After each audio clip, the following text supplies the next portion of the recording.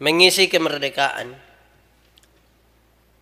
tidak saja dengan kita melakukan tanggung jawab kerja, tapi ada banyak hal lain yang juga perlu menjadi bagian kita.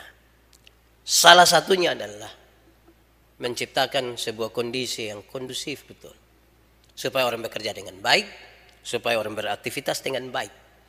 Dan salah satu kondisi itu adalah jauhilah permusuhan. Bahwa karena kasih yang besar bukan berarti sebuah kesempatan. Memang dalam kondisi kita sekarang, kita berjumpa dengan sejumlah orang memanfaatkan orang lain pun kebaikan. Kalau ada orang buat baik, orang dia tahu itu orang tidak tahu marah, dia tidak apa-apa. Banyak suami juga begitu. Dia tahu dia punya istri tidak marah dia, jadi sudah. Kau pulang paling mamtua sengaja tidak bohong satu kali. Saya punya teman satu, dia tahu bahwa dia pulang pagi ini istri marah. Satu saat dia pulang, dia tahu bahwa istri marah, dia langsung bilang, ini saya pun diri, silakan marah, sudah tidak apa-apa.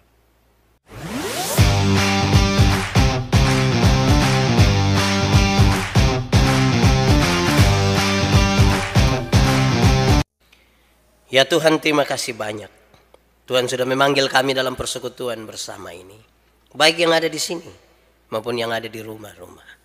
Satu hal yang kami percaya, kalau Tuhan memanggil kami, pasti Tuhan melawat kami. Oleh kuat kuasa Roh Kudus-Mu kami mohon, supaya di waktu di mana kami belajar dari firman Tuhan, kami semua dimampukan untuk mengerti kehendak firman-Mu, dan dimampukan juga untuk melakukannya di dalam hidup kami tiap-tiap hari. Tuhan, jauhkan semua penggoda pencobaan. Biar dalam damai sejahtera-Mu kami belajar firman Tuhan. Kami rindu pada firman-Mu. Berfirmanlah bagi kami Tuhan. Di dalam nama Yesus, firman yang hidup itu, kami berdoa. Amin. Bapak Ibu saudara-saudara yang dikasihi dalam Tuhan Yesus, masih dalam bulan kebangsaan, bulan Agustus. Dan tema kita hari ini yang ditetapkan oleh Majelis Sinode Gemit adalah merawat kemerdekaan, menjauhi permusuhan. Pembacaannya terambil dari surat Galatia pasal 5 ayat 1 sampai ayat yang ke-15.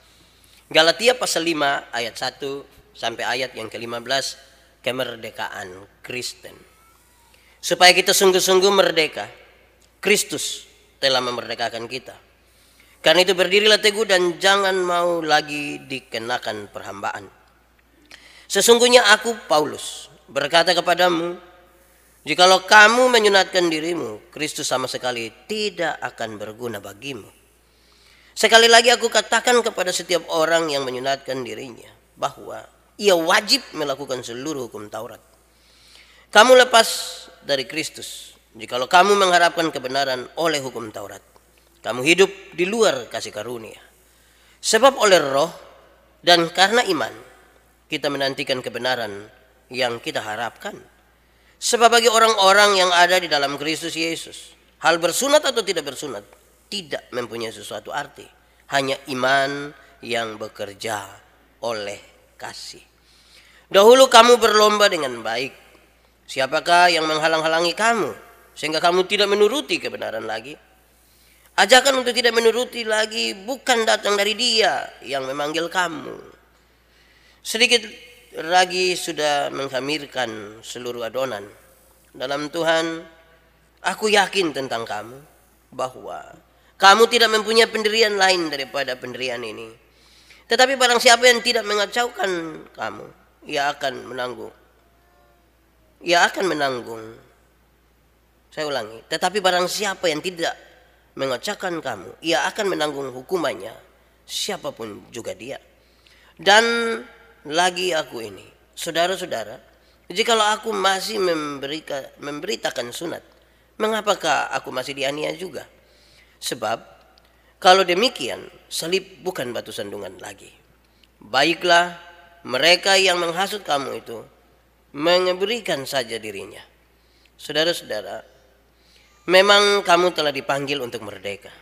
Tetapi janganlah kamu mempergunakan kemerdekaan itu sebagai kesempatan untuk kehidupan dalam dosa, melainkan layanilah seorang akan yang lain oleh kasih. Sebab seluruh hukum Taurat tercakup dalam satu firman ini, yaitu Kasihilah sesama manusia seperti dirimu sendiri. Tetapi jikalau kamu saling menggigit dan saling menelan, awaslah supaya jangan kamu saling membinasakan. Demikian firman Tuhan. Berbahagia setiap orang yang mendengar firman, memelihara dan melakukan dalam hidup setiap hari. Haleluya.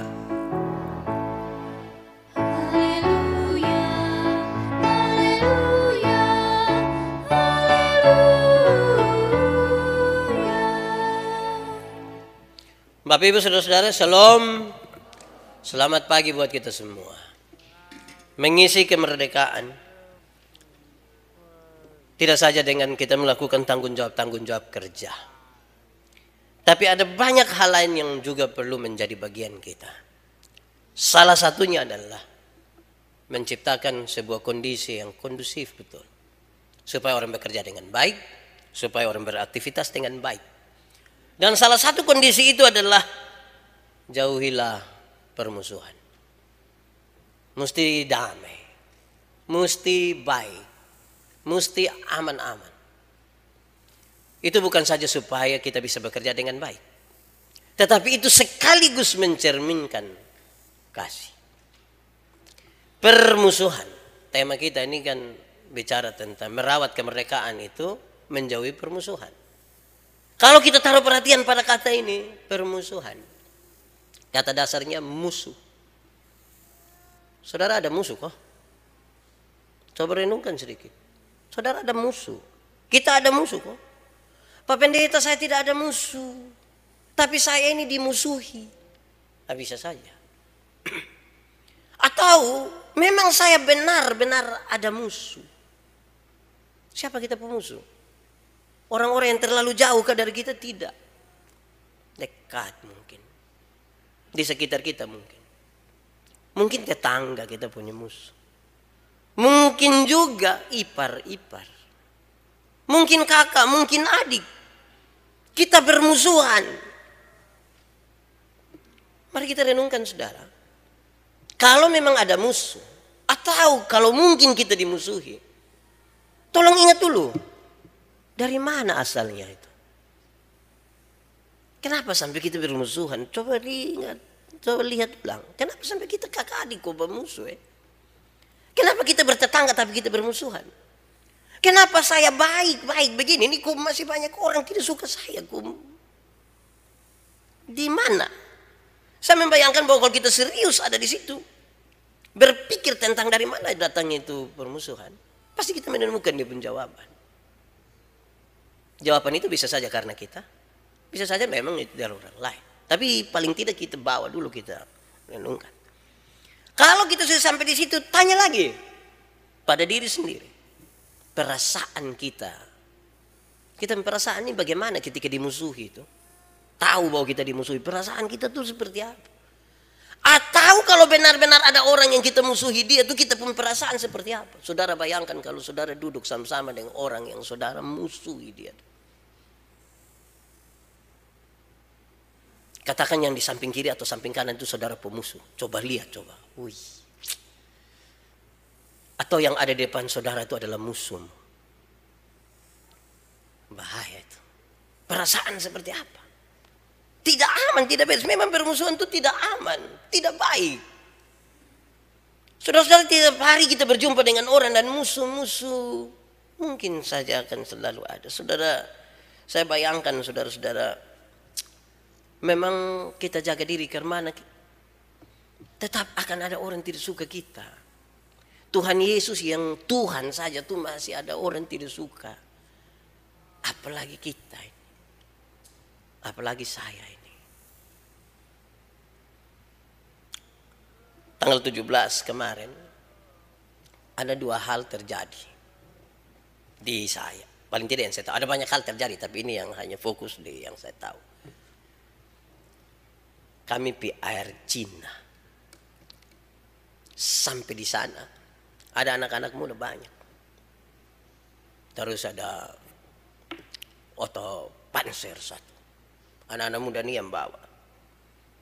Terus ada perempuan satu mungkin usia belasan tahun, paling tinggi mungkin 20 tahun. Dia ambil ini Otto, dia gas-gas.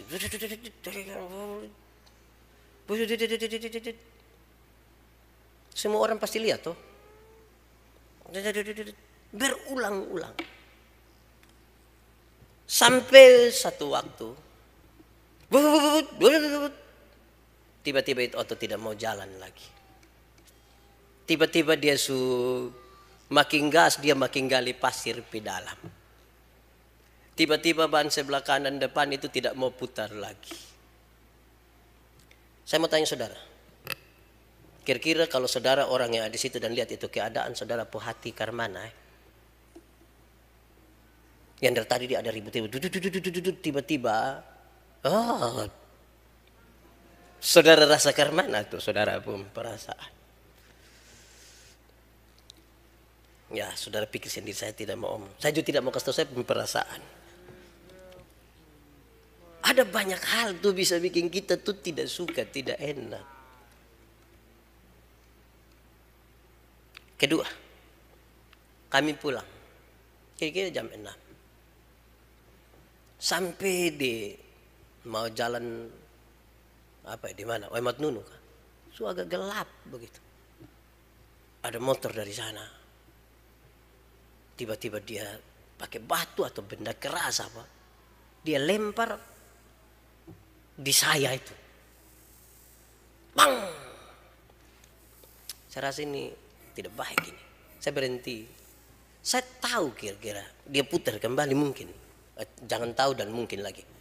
Saya membayangkan orang putar kembali. 2 orang. Sambil lihat dia lari terus. Dia saya kejar. Kejar. Dapat. Palang. Lu yang tadi toh. Pas saya kasih turun kaca. Lu yang tadi toh. Orang 2 langsung. Tidak apa-apa. Kok tidak? Lu tahu tidak? Saya turun begini terus. Saya rasa saya marah. Tapi kemudian dia bilang tidak apa-apa. Saya bersumpah tidak apa-apa. Segala macam ngomong. Terus sudah selesai masalahnya. Masalahnya adalah sudah kami jalan. Kalau dulu saya bilang tidak tahu. Saya mau karman. Kan saya juga tidak punya alasan yang sangat kuat untuk bilang dia juga. Tapi saudara-saudara, saya hanya ingin mengatakan itu. Untuk kita sadar sesuatu bahwa kita dalam kehidupan yang dekat sekali dengan musuh. Dengan permusuhan. Dengan sejumlah hal yang tidak mengenakan hati. Bahkan dengan orang-orang yang paling dekat dengan kita sekalipun di dalam rumah kita. Dan tanggung jawab Kristiani kita adalah merawat betul-betul supaya jangan sampai permusuhan itu terjadi. Itu penting. Mari saudara-saudara kita lihat teks ini. Sejumlah jemaat di Galatia itu ternyata mereka sudah tidak lagi percaya kepada Tuhan Yesus Kristus. Mengganti iman percaya mereka itu kepada upacara-upacara keagamaan biasa. Dan mereka berusaha untuk melakukan semua hukum Taurat dengan baik. Bagi mereka kualitasnya ada di situ. Beribadah secara baik.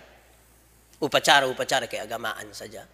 Dan melakukan hukum-hukum Taurat itu bagi mereka sudah cukup. Tidak usah lagi lah percaya kepada Tuhan Yesus Kristus. Itu kondisi waktu itu. Karena itu Paulus menasihatkan dengan baik. Kalau kamu tidak percaya, kamu tidak menyatakan dirimu percaya dan tinggal di dalam Tuhan Yesus. Kamu sesungguhnya sementara berada di luar dari kasih. Di luar daripada kasih karunia. Kamu terasing dari kasih.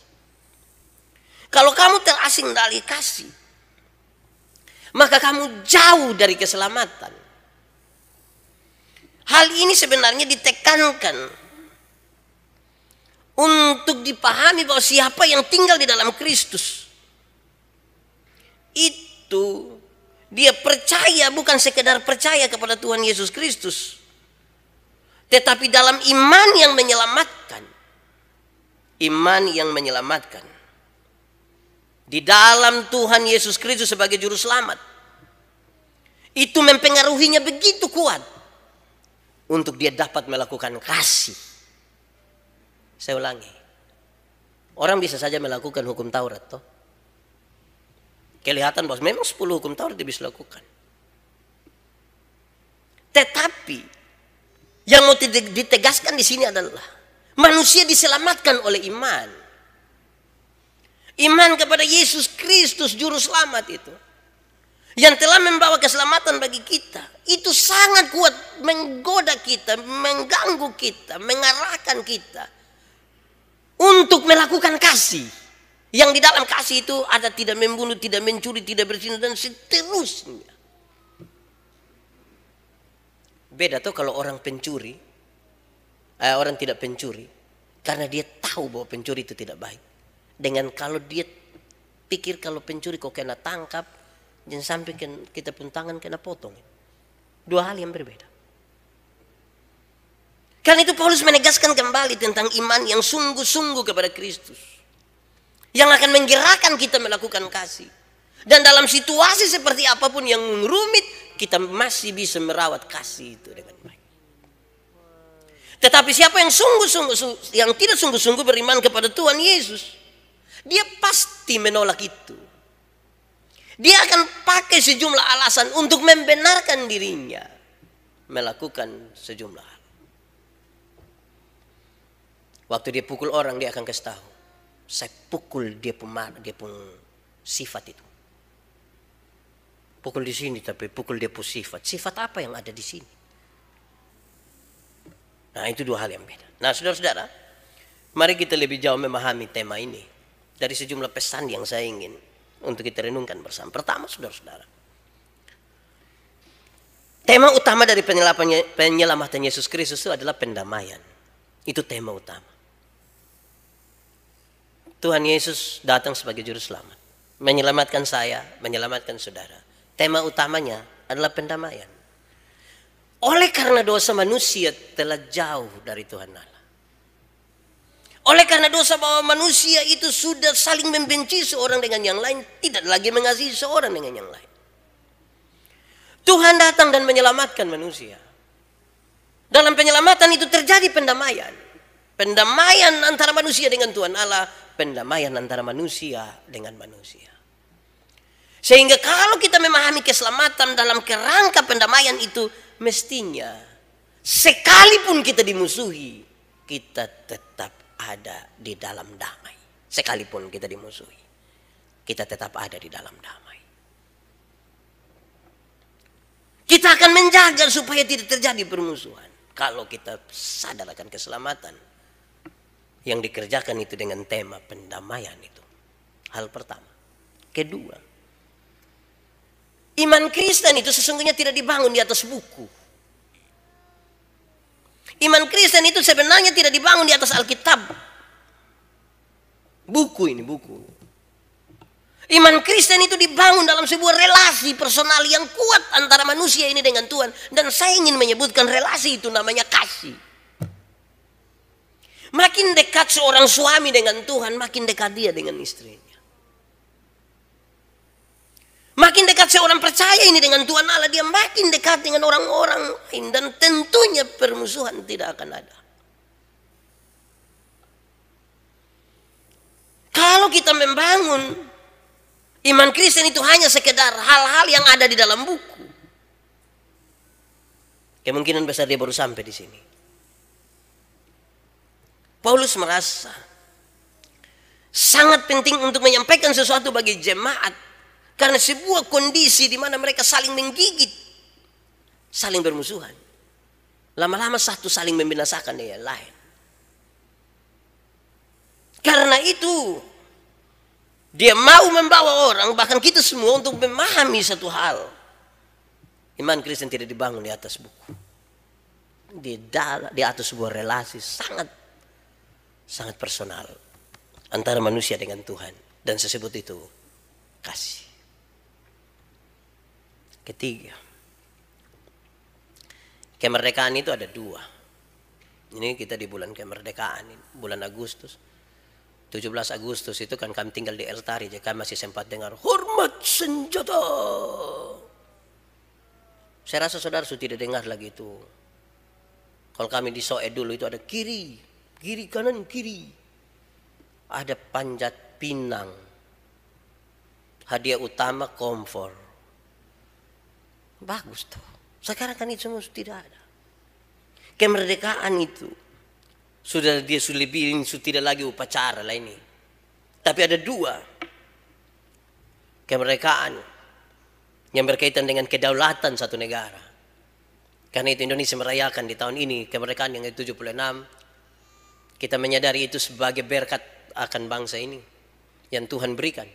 Dan kita perlu mengisinya dengan hal-hal yang baik, berguna, bermanfaat. Tetapi yang kedua sekaligus kita memahami sesuatu yang menjadi refleksi iman orang-orang percaya tentang kemerdekaan Kristiani. Dalam kemerdekaan Kristen kita sadar bahwa Tuhan telah menyelamatkan dan membebaskan kita. Kita merdeka sekarang di dalam kasih. Kalau kita merdeka di dalam kasih, itu bukan berarti sebebas-bebasnya sekarang kita bisa melakukan apapun karena Tuhan itu juru selamat dan Dia mengasihi kita. Di media sosial saya baca 1-2 komentar. Ketika orang-orang yang tidak percaya kepada Yesus, mereka bilang begini, aneh itu orang-orang Kristen. Mereka bicara, mereka percaya tentang pengampunan dosa. Kalau mereka percaya pada pengampunan dosa, berarti bebas saja berbuat dosa. Karena kalau berbuat dosa, kan pasti diampuni.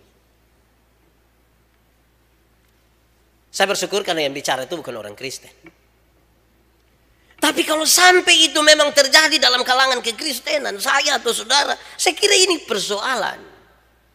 Maka dijelaskan dengan baik dalam teks ini. Kalau kamu merdeka karena Tuhan menyelamatkan kamu, bukan berarti kamu bebas melakukan dosa. Tetapi kamu akan semakin giat untuk melakukan kasih. Karena hanya karena kasih kita diselamatkan. Semakin banyak waktu untuk melakukan kasih, maka semakin sedikit waktu untuk kita melakukan dosa. Saya ulangi, semakin banyak waktu yang kita pakai untuk melakukan kasih, makin sedikit waktu bagi kita untuk melakukan dosa. Jadi aktivitas dari orang-orang yang merdeka secara Kristiani adalah aktivitas kasih. Bukan bebas untuk melakukan dosa. Pernah dengar itu kalimat yang Pak, kalau bikin dosa itu jangan bikin sedikit-sedikit. Bikin banyak-banyak. Supaya kalau Tuhan marah Dia tendang kita lewat neraka. Langsung ini orang ini tidak ditendang. Dia masuk sendiri. Langsung turun. Saya kira mari kita luruskan sebuah pemahaman. Bahwa karena kasih yang besar bukan berarti sebuah kesempatan. Memang dalam kondisi kita sekarang, kita berjumpa dengan sejumlah orang memanfaatkan orang lain pun kebaikan. Kalau ada orang buat baik, orang dia tahu itu orang tidak tahu marah, dia bilang tidak apa-apa. Banyak suami juga begitu. Dia tahu dia punya istri tidak marah dia, jadi sudah. Kau pulang paling mamtua sengaja tidak bawa omong satu kali. Saya punya teman satu, dia tahu dia pulang pagi ini istri marah. Satu saat dia pulang, dia tahu istri marah, dia langsung bilang, ini saya pun diri, silakan marah, sudah tidak apa-apa. Bagi dia dengan dia melakukan itu, dia sudah menyelesaikan masalah. Toh. Saya kira bukan itu. Bukan itu. Karena kita diselamatkan, maka kita berlomba-lomba untuk melakukan kasih. Dan saya ingin menyebutkan, ketika kita melakukan sesuatu, itu ungkapan syukur kita atas karunia Allah yang besar yang telah menyelamatkan kita. Berikut saudara-saudara, pertengkaran, permusuhan, sengketa itu disebabkan oleh keinginan yang jahat. Keinginan yang jahat seperti apa Pak Pendeta? Pertengkaran, permusuhan, sengketa itu semua keinginan yang jahat, itu didasari oleh keinginan yang jahat. Yang jahat seperti apa? Satu, keinginan yang jahat untuk dihormati. Orang kalau sudah terlalu keinginan untuk dihormati, terlalu merindukan untuk dihormati, dia bisa jahat. Keinginan untuk diakui, keinginan untuk berkuasa, keinginan untuk bersenang-senang, keinginan untuk mendapatkan uang yang banyak, keinginan untuk lebih dari orang lain secara persaingan yang tidak sehat. Keinginan-keinginan yang tidak baik ini jahat, dan dia akan menjadi dasar dari sengketa dan pertengkaran, permusuhan. Pak Pendeta, jadi apakah kita tidak boleh ada keinginan? Boleh. Manusia mesti ada keinginan-keinginan. Manusia mesti ada target-target. Manusia mesti ada sejumlah hal yang mesti dia nikmati. Tapi hati-hati supaya jangan keinginan itu jahat. Kita semua kan rindu dihormati, kita rindu diakui, kita rindu memperoleh kuasa, kita rindu bersenang-senang, kita rindu untuk dapat uang yang banyak, kita rindu untuk lebih dari orang lain. Tapi jaga supaya dia jangan jahat.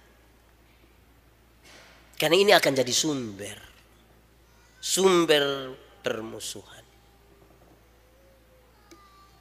Dan saya kira yang harus melingkupi itu semua adalah kasih, supaya kita tidak jahat.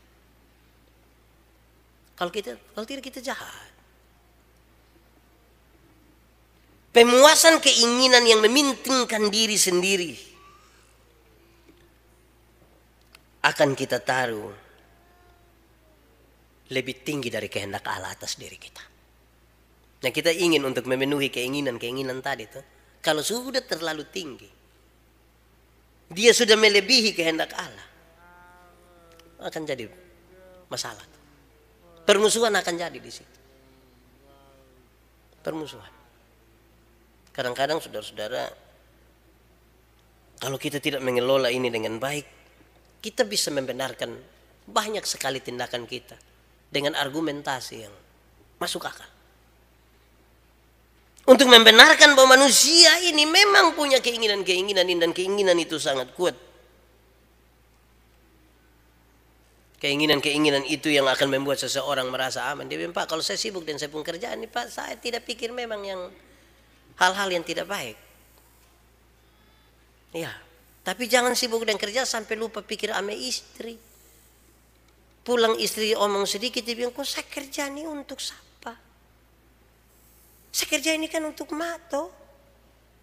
Sampai gagah-gagah begini, bagaya-bagaya, pi foto lagi, tidak undang saya.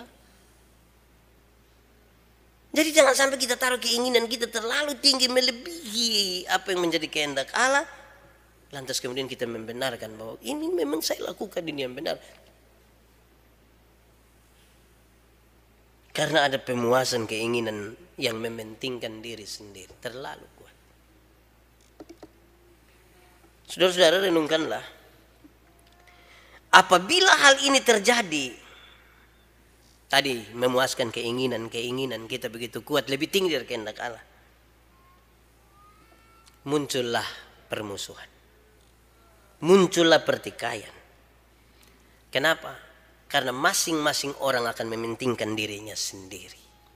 Persaingannya menjadi tidak sehat. Mereka yang bertanggung jawab atas terjadinya hal-hal yang menunjukkan bahwa kita di luar dari kasih karunia.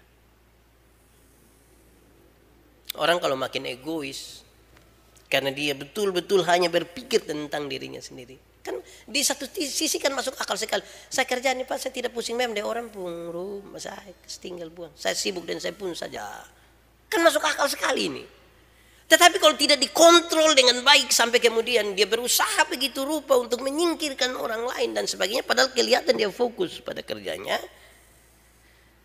Ini makin menunjukkan bahwa kita sementara berada di luar dari kasih karunia. Kita boleh bekerja, ada pekerjaan yang bersama-sama, ada bekerja yang sendiri-sendiri. Ada yang tidak harus ketemu semua orang, tapi jangan kasih itu menjadi hilang. Jangan kasih itu menjadi tawar. Karena itu kita egois, itu kita mementingkan diri sendiri. Itu hanya untuk kepentingan kita.